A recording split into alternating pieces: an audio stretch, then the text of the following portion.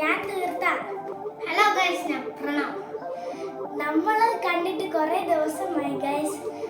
നിങ്ങൾ അവിടെ സുഖമാണോ? ഞങ്ങൾ ഇവിടെ സുഖമാണ്.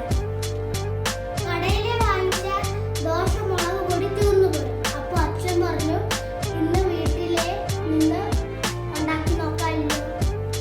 Come follow me.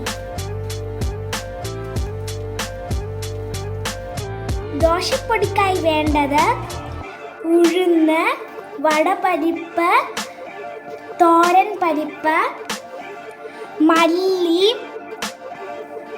കുരുമുളക്, ജീരകം, കരിവേപ്പില, എള്ള്, കായപ്പൊടി, ഉപ്പ്, വറ്റൽമുളക്. ഓരോന്നും വറുത്ത് എടുത്ത് തണുപ്പിക്കണം.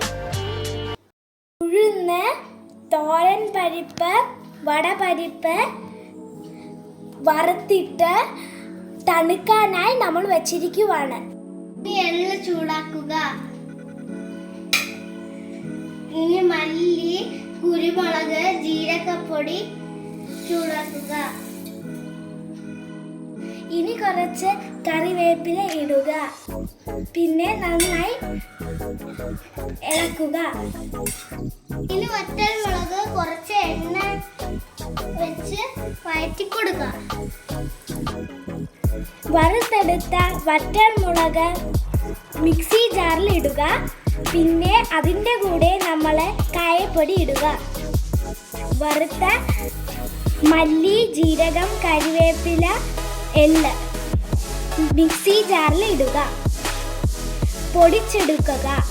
ഇനി വറുത്തെടുത്ത പരിപ്പ് ഇടുക.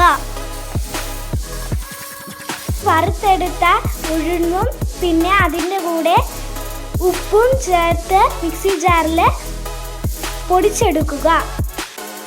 ഹലോ ഗൈസ്, നമ്മളുടെ ദോശ മുളക് പൊടി റെഡി ആയിരിക്കുന്നു ഗൈസ്.